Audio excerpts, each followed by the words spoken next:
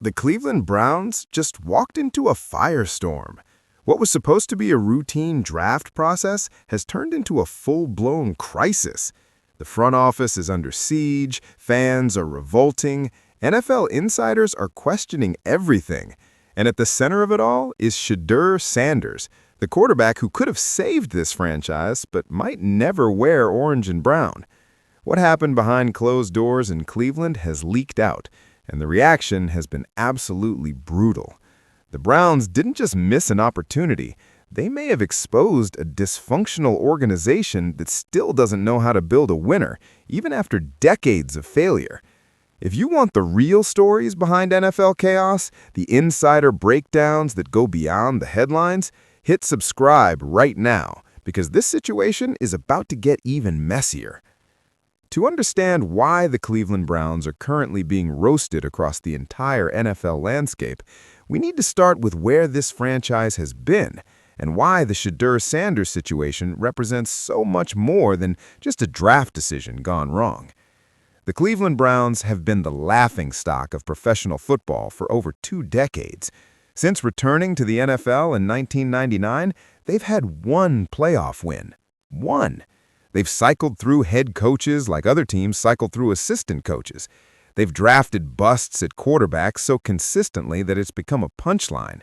Tim Couch, Brady Quinn, Brandon Weeden, Johnny Manziel, Deshaun Kaiser, Baker Mayfield, who showed promise but was ultimately let go, and now Deshaun Watson, the $250 million disaster that has haunted this franchise since the day they traded for him.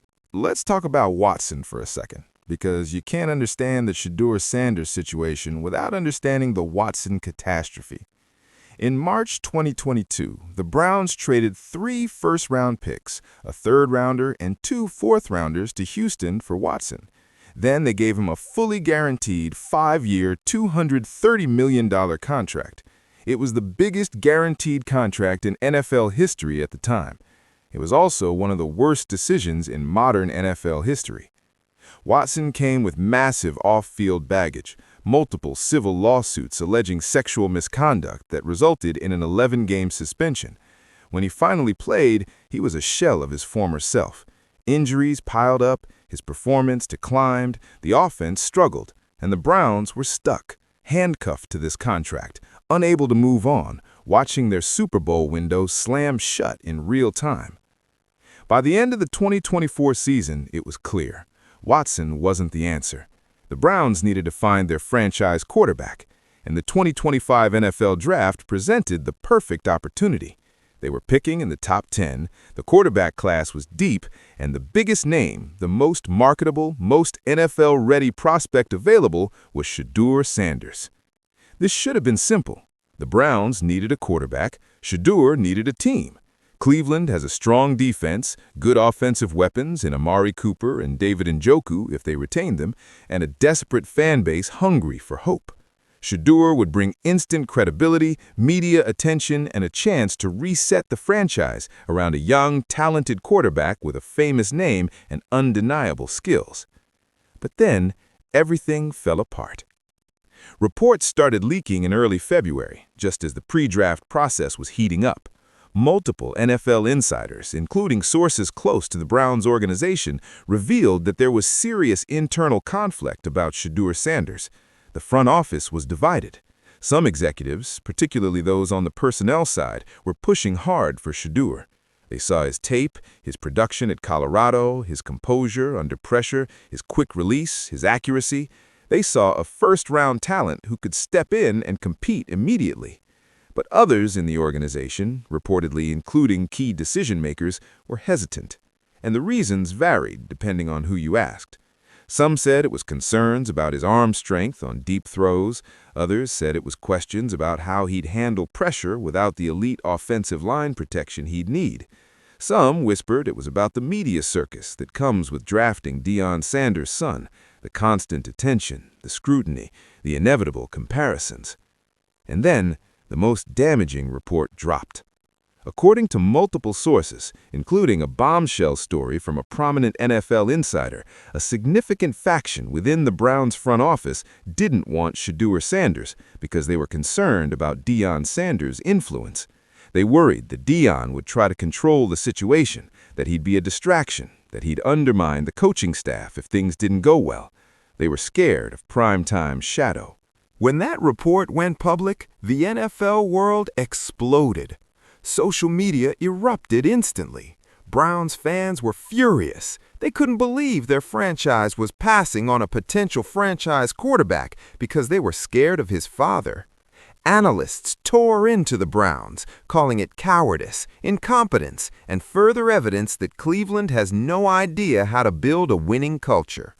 Former NFL players weighed in, many of them defending Deion and Shedeur, pointing out that you don't pass on talent because of optics or fear. The hashtag #BrownsMess started trending.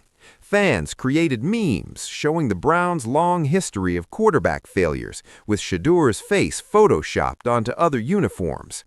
Cleveland sports radio was flooded with calls demanding accountability. Local media questioned whether the front office had learned anything from the Watson disaster. And then Deion Sanders himself responded. In a characteristically bold move, Prime Time addressed the situation during a media appearance.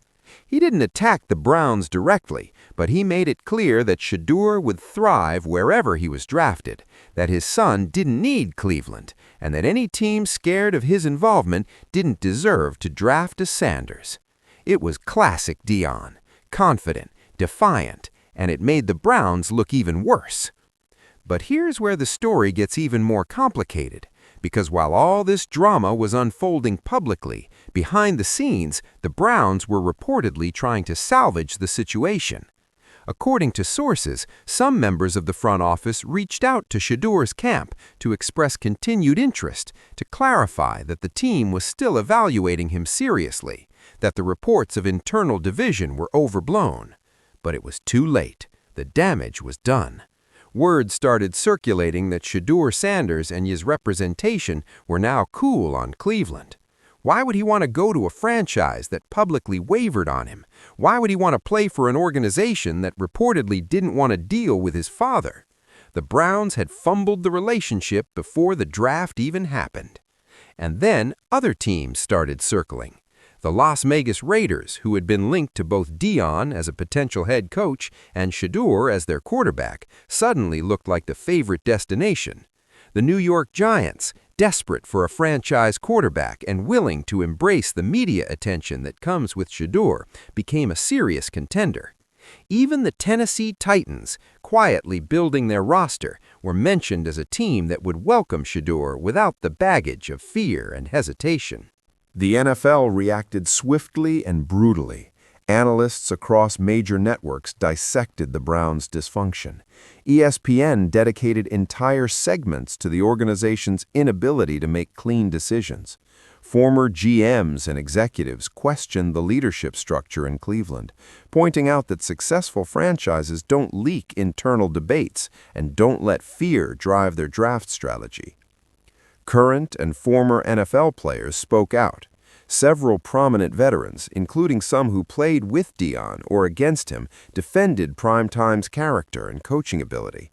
They pointed out that Deion has never been a meddling father, that he's let Shedeur develop independently, and that the idea he'd interfere with an NFL coaching staff was absurd. They called the Browns' reported concerns a convenient excuse to avoid taking a risk. Fans of other teams piled on, mocking Cleveland's perpetual dysfunction. Memes flooded social media, showing the Browns' long list of quarterback failures, with captions like, "Too scared to draft Shedeur but gave Watson $230 million guaranteed." The franchise became a punchline once again, and this time it wasn't even about on-field performance, it was about organizational cowardice. But perhaps the most damaging reaction came from within the NFL's coaching and executive community. According to multiple reports, several coaches and front office personnel from other teams privately questioned whether they'd want to work in Cleveland, given how the organization handles high-profile decisions. The Browns' inability to present a united front, their tendency to leak internal debates, and their fear-based decision-making were all cited as red flags. This wasn't just about Shedeur Sanders anymore. It was about whether the Browns could ever function as a competent, professional organization. Meanwhile, the Browns' current situation became even more complicated. Deshaun Watson's contract still had years remaining, fully guaranteed, unmovable. If they drafted Shedeur Sanders, they'd be paying two quarterbacks massive money, one they couldn't get rid of and one they'd be investing in as the future. It was a financial and public relations nightmare. But if they didn't draft Shedeur, if they passed on him because of fear or dysfunction, they'd be gambling that another quarterback in this class or a future draft would be better, a gamble Cleveland has lost repeatedly. The pressure on the Browns' front office, particularly on general manager Andrew Berry and the Haslam ownership group, intensified daily. Local Cleveland media demanded answers. National analysts questioned whether heads would roll. Fans organized protests outside the team facility. The situation spiraled from a draft evaluation into a full-scale organizational crisis. And through it all, Shedeur Sanders kept his head down and focused on his preparation. He worked out for teams. He participated in the Pro Bowl events. He impressed scouts with his arm talent and football IQ. He handled the media professionally, never publicly trashing Cleveland, never feeding the drama. He let his talent speak for itself. But the perception was set. The Browns had botched this. Whether Shedeur ends up in Cleveland or not, the franchise had exposed its internal dysfunction, alienated a top prospect, and once again confirmed to the football world that they don't know how to operate like a championship organization. As the draft approached, the questions multiplied. Would the Browns actually draft Shedeur Sanders despite the reported hesitation? Would they pivot to another quarterback, someone with less star power but also less perceived baggage? Would they try to trade back, avoid the decision entirely, and pray that Watson somehow returned to form? Or would they make the safe pick, draft a defensive player or offensive lineman, and kick the quarterback problem down the road once again? Every scenario carried risk. Every decision would be scrutinized. And no matter what the Browns did, a significant portion of their fan base, the media, and the NFL community would question it. This is the reality of being the Cleveland Browns in 2025, a franchise so broken, so haunted by decades of failure, that even when a potential solution presents itself in the form of a talented, marketable, NFL-ready quarterback, they find a way to create chaos, division, and doubt. The Shedeur Sanders situation isn't just about one draft pick. It's about organizational culture. It's about leadership. It's about whether a franchise that has failed for so long can ever break the cycle. And right now, based on how the NFL is reacting, based on the heat the front office is facing, the answer looks bleak. Ending plus disclaimer. The Cleveland Browns are at a crossroads. Draft night will reveal whether they learn from their mistakes or whether they're destined to repeat them. The Shedeur Sanders situation has become a defining moment for this franchise, and the entire NFL is watching to see what happens next. Disclaimer. The information presented in this video is based on reports from NFL insiders, media sources, social media reactions, and publicly available information surrounding the Cleveland Browns draft process and the Shedeur Sanders situation. Internal organizational discussions, draft preferences, and front office dynamics are reported based on sources and should be considered ongoing developments subject to change. The Browns